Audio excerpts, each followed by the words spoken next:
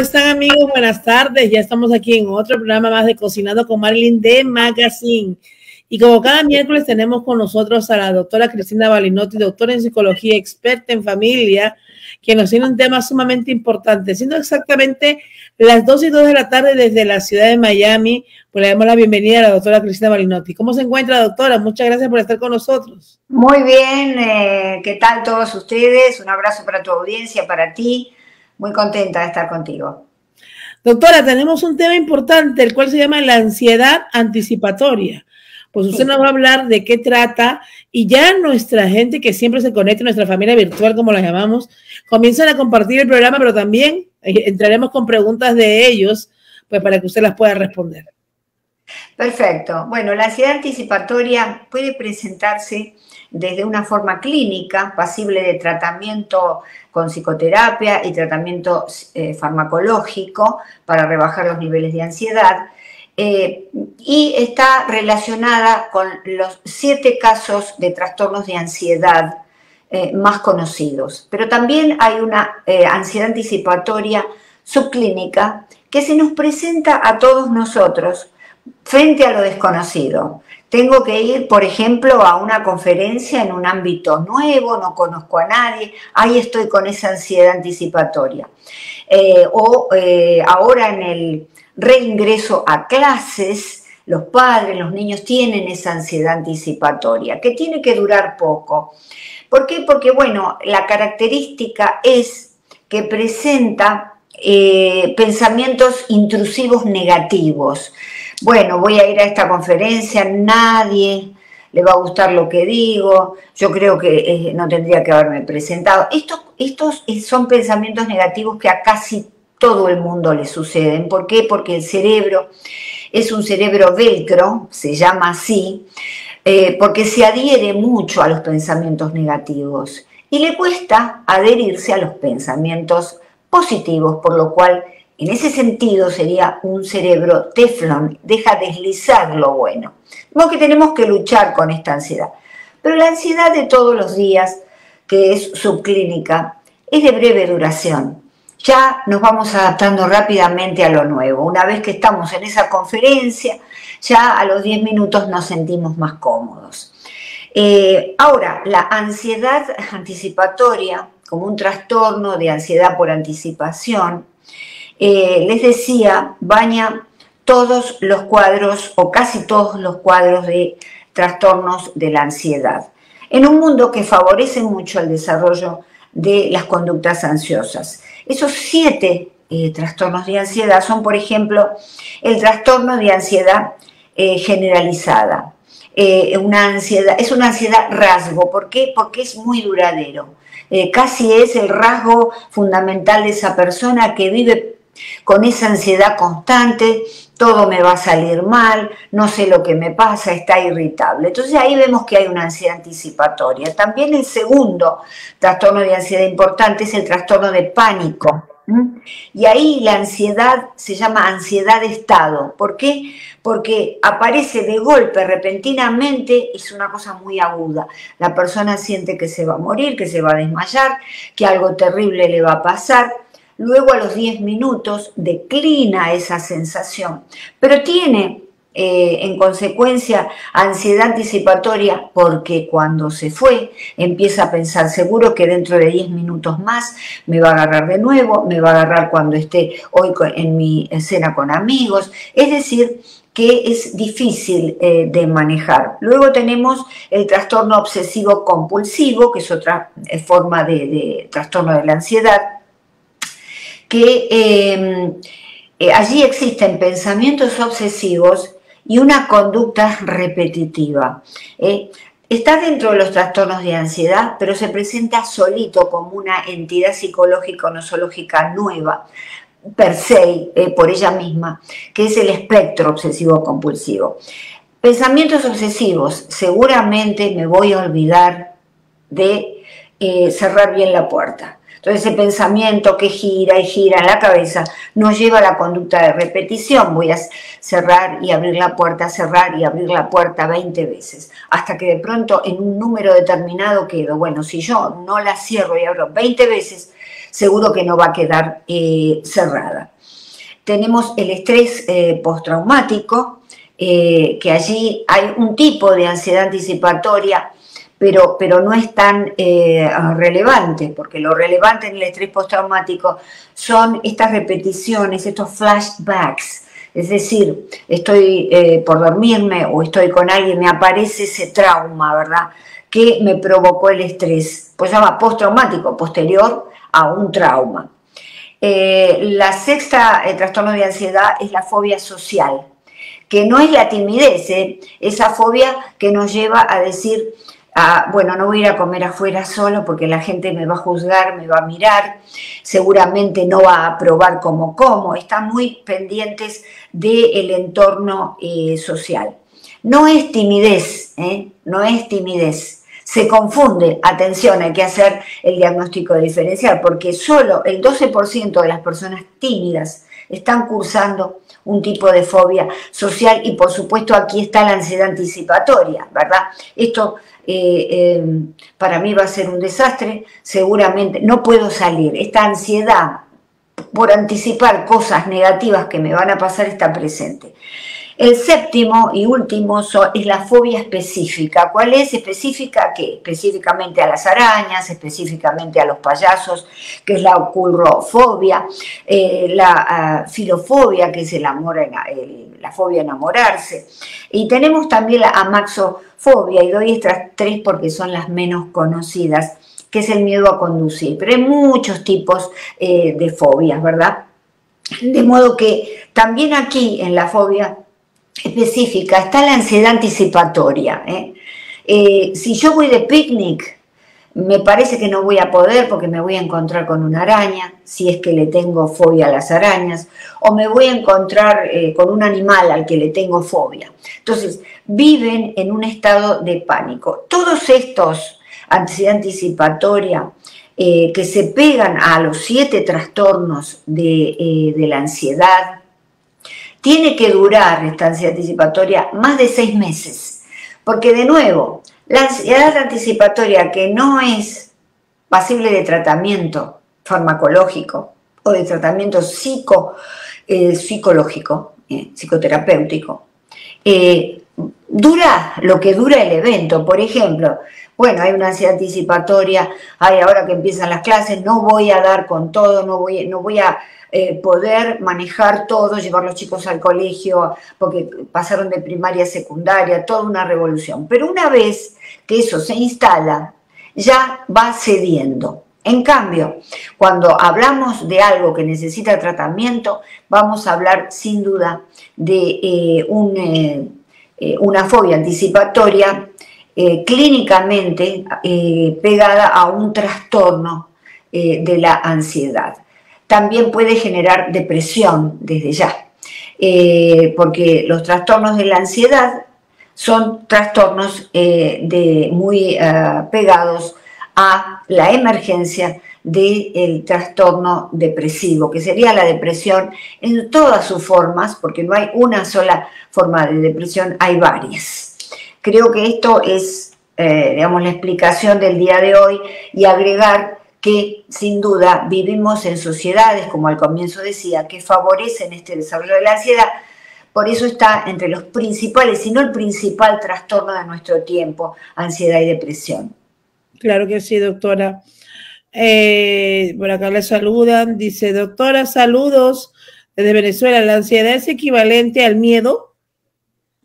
En el caso, sí, hay una aprehensión más que miedo, pero en el caso de las fobias específicas, en donde hay ansiedad anticipatoria, sin duda que allí hay miedo. Tenemos que aclarar que la ansiedad sola, no le pongamos la palabra anticipatoria, la ansiedad es característica de los seres humanos, es evolutiva y es necesaria, y fue necesaria en el pasado para la supervivencia.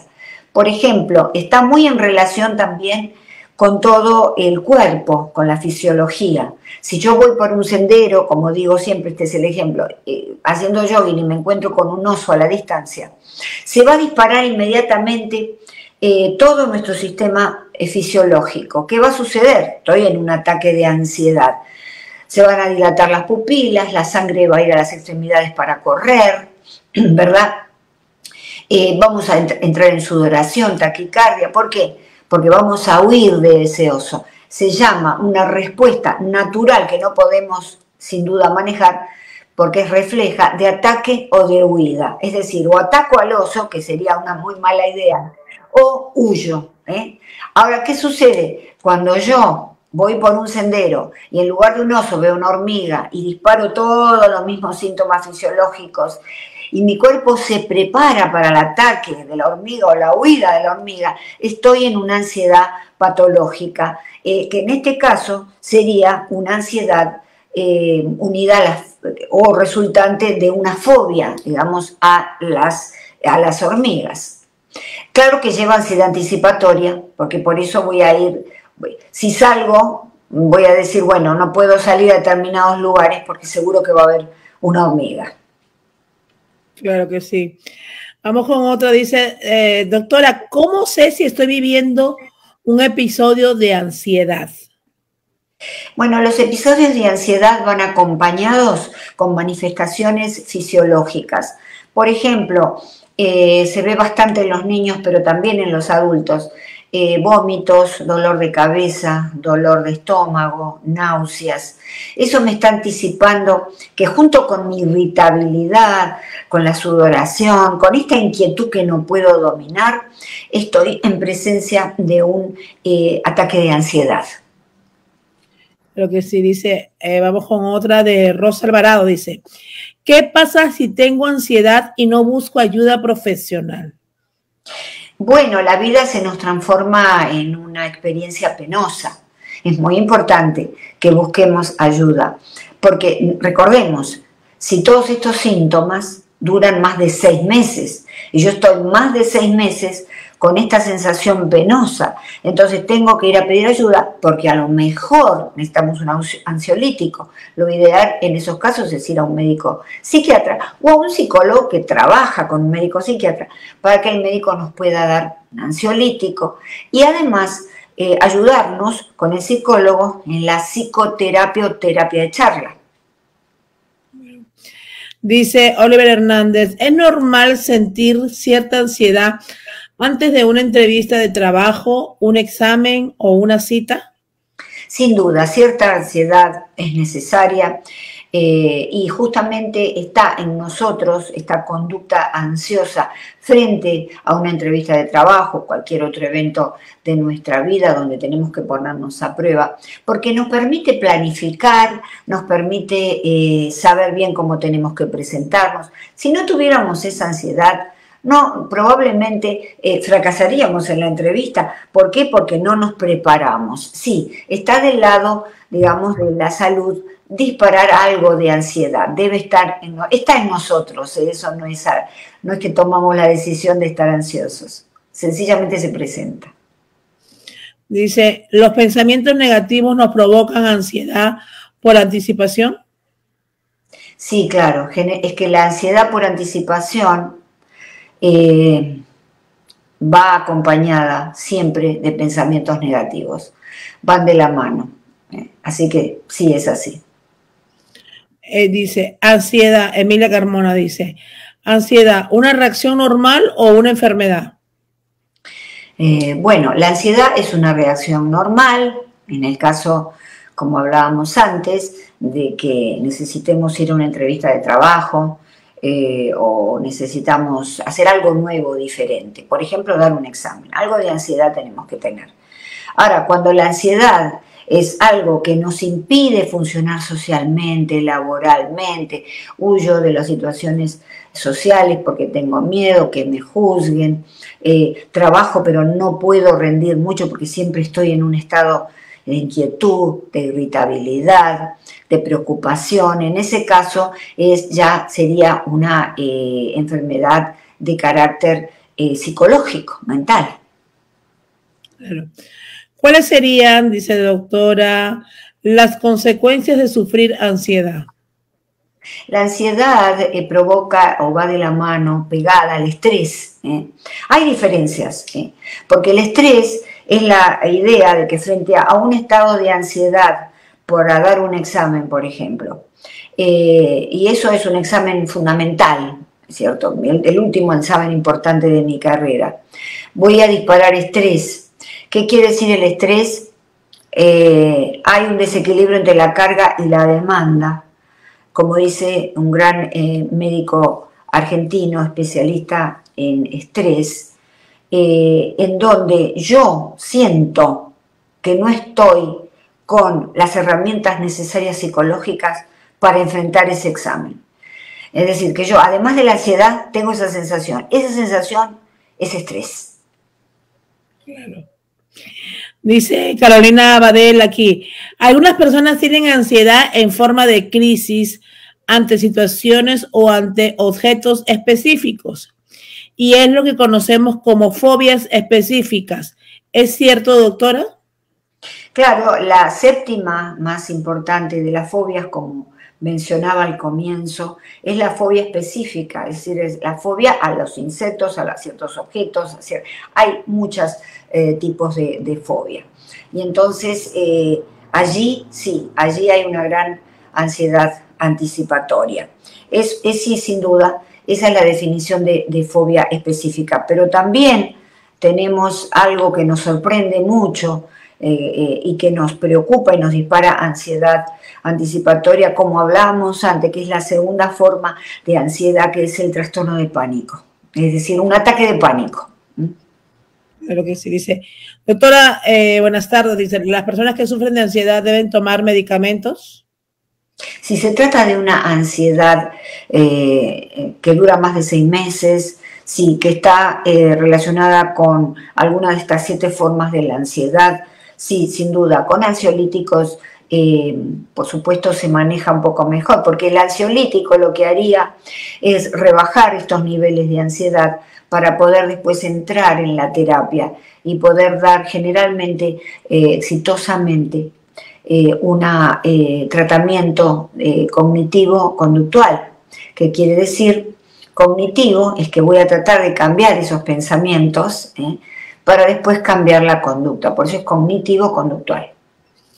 Dice, ¿por qué después del ataque de pánico una persona queda ansioso durante tanto rato? Eso le pasa a una vecina muy a menudo, doctora. Claro, el ataque de pánico se desata y dura más o menos 10 minutos.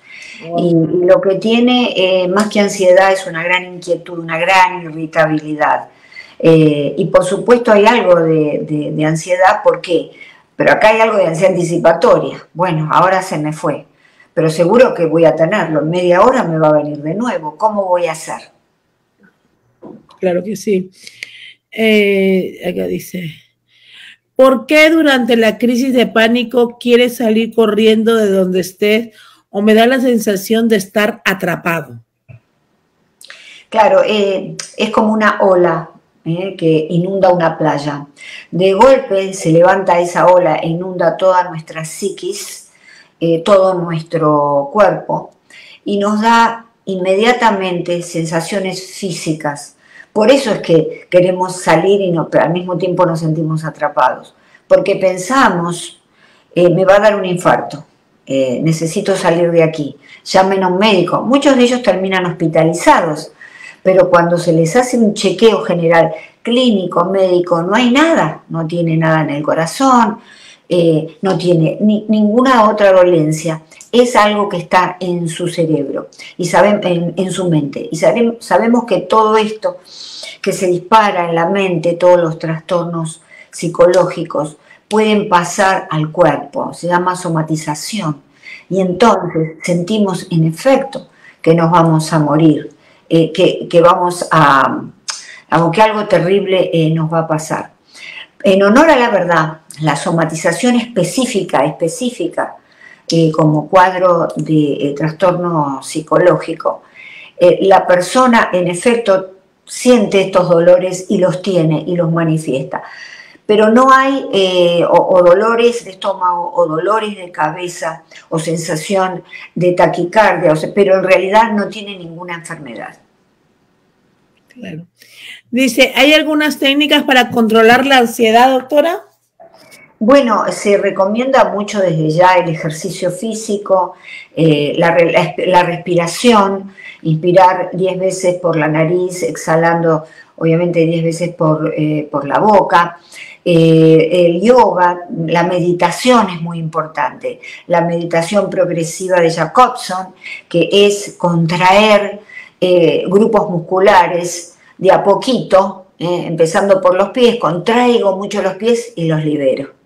Luego contraigo los músculos de las piernas, los muslos, las pantorrillas y las libero. Y así sucesivamente con cada parte del cuerpo. Y al cabo de este ejercicio logramos un nivel de relajación mayor. Lo que se dice, doctora, ¿la ansiedad también le puede dar a una mujer después del parto? Sí, lo que se ve es que ahí está la depresión postparto, más de nada, que sin duda que lleva algún nivel de ansiedad. Pero en general es la depresión postparto. Y si es una persona que ya era ansiosa antes, claro, se le puede llegar a agudizar esta sensación penosa de ansiedad en el sentido opuesto a la depresión. Sería, bueno, no voy a poder criar bien a mi niño, no voy a poder levantarme a la noche, porque claro, de alguna manera la ansiedad, que en este caso es anticipatoria, tiene pensamientos catastróficos, que sería la definición de pensamiento negativo. ¿Qué es un pensamiento negativo? Bueno, puede ser un pensamiento catastrófico, de que las cosas van a ir mal. Es así. Dice, ¿qué no debe hacer una persona que sufre de ansiedad anticipatoria, doctora? ¿Qué no debe hacer? Cualquier persona que tenga ansiedad debe evitar tomar café, mucho café con cafeína, porque eso lo va a estimular o la va a estimular mucho más. Tiene que evitar sin duda las situaciones de estrés innecesario, ¿no? Y por supuesto revisarse con el médico clínico o con un psicólogo. Claro que sí. Por acá dicen el café. El café, obviamente, las personas que tienen este tipo de problemas no deberían consumirlo. Y no solo el café, ¿no, doctora? También todo lo que contiene cafeína, vamos a decirlo así. Sí, las bebidas. Por ejemplo, gaseosas, todo eso, el chocolate. Los estimulantes, esas bebidas que son energizantes, sí, no deberían consumirla.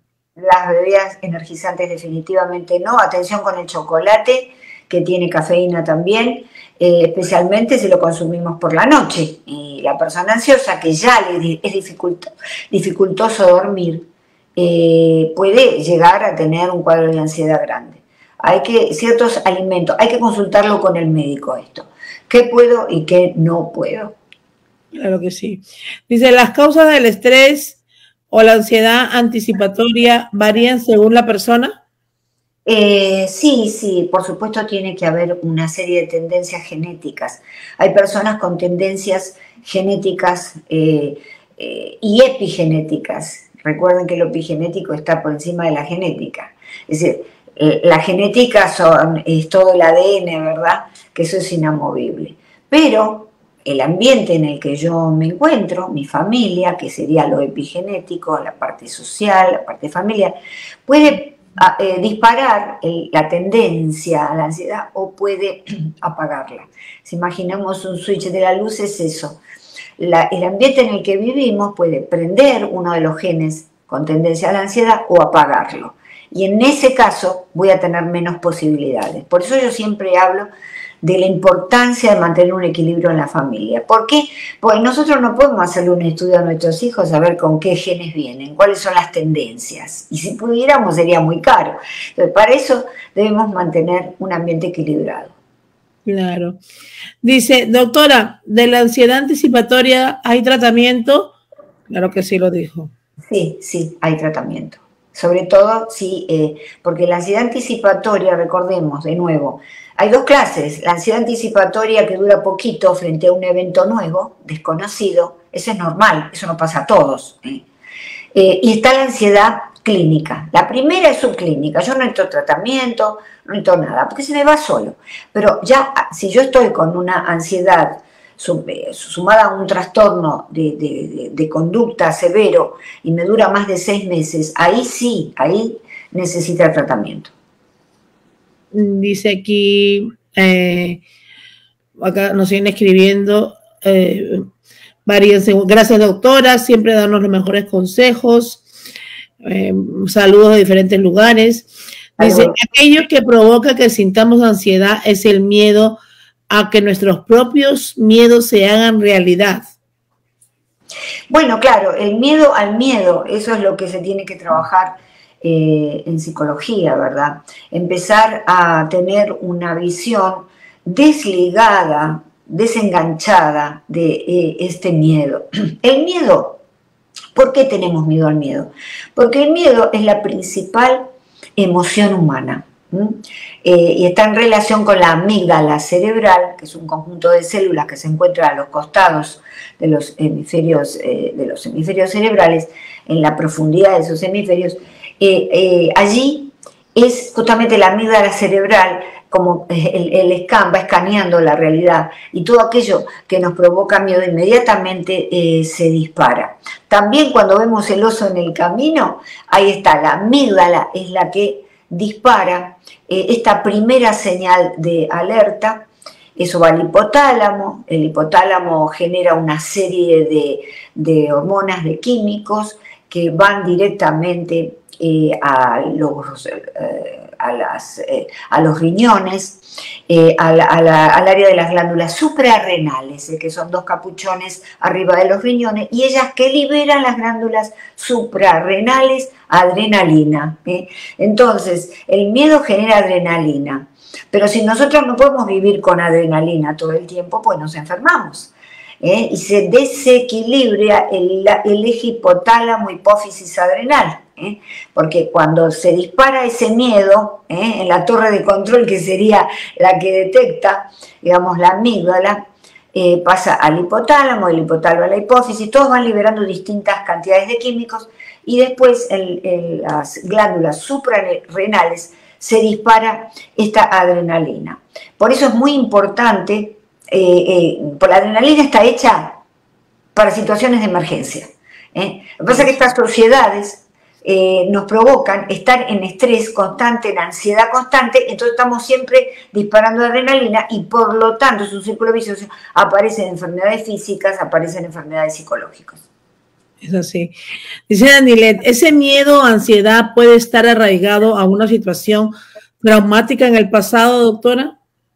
Sí, sin duda. Si yo he sido en el pasado un niño o una niña maltratado, abusado en algún sentido, abuso físico, abuso sexual, abuso verbal, o abuso por abandono, porque yo estaba siempre sola en mi casa, eso genera luego en la adultez una gran ansiedad. Y la ansiedad es, bueno, voy a querer estar siempre acompañado, y cuando no estoy acompañado, me agarra todo esto, hasta puede ser un ataque de pánico o un estrés postraumático. Claro. Dice, nuestro cerebro tiene a veces tanto poder sobre nosotros mismos que se escapa de nuestro propio control, doctora. Sí, hemos llegado los seres humanos a un estado de evolución tan grande cerebral que por eso somos la especie Homo sapiens, la que ha prevalecido, porque la mayor desarrollo ha tenido cerebral, mayor capacidad para crear, porque la principal característica nuestra, por supuesto, que es la creatividad, ¿verdad? Pero junto con todas las cosas buenas que nos permite este cerebro tan evolucionado, hay otras cosas, ¿verdad?, que son características del cerebro que son difíciles de manejar. Por eso tenemos que reflexionar mucho cada vez que nos pasa algo y consultarlo. Claro que sí. Doctora, este programa también pueden verlo en su canal de YouTube. En breve, sale en unos días, sale ahí, lo pueden ver, unifamilia.com, y muchas más colaboraciones que usted siempre tiene, ayudando, informando siempre, obviamente, a la familia. Le mandan saludos aquí de Ecuador, de Venezuela, de Colombia, de Perú, gente que está conectada. también gente dentro de los Estados Unidos. También hay hombres conectados esta tarde, doctora. Muchas gracias. Un abrazo para todos. Gracias. Sí. Gracias a usted, doctora, por siempre darnos los mejores consejos. Gracias por todo lo que vamos aprendiendo. Le escriben por aquí, le mandan muchos saludos. Saludos. Sí, esto recordemos que es un espacio de divulgación, ¿verdad? Un espacio, un ABC para comenzar a entender ciertos trastornos psicológicos, reflexionar sobre la condición humana y bueno, y ustedes serán luego los encargados al detectar, porque gracias a este espacio a lo mejor pueden detectar algunas cosas, tratarlo con el psicólogo o el profesional de la salud correspondiente. Esto sin duda no es una consulta, claro. Claro que sí, doctora. Doctora, como siempre, muchas gracias por estar con nosotros. Dios mediante, hasta el próximo miércoles con temas que siempre ayudan a la familia. Todas las personas que están conectadas aquí, los invitamos a que vayan a las redes de la doctora Cristina Balinotti y también vayan al canal, activen la campanita unifamilia.com. Muchísimas gracias, un placer verte y saber que estás bien. Hasta el próximo miércoles. Gracias, doctora. Amigos, Un beso para todos. Saludos a todos.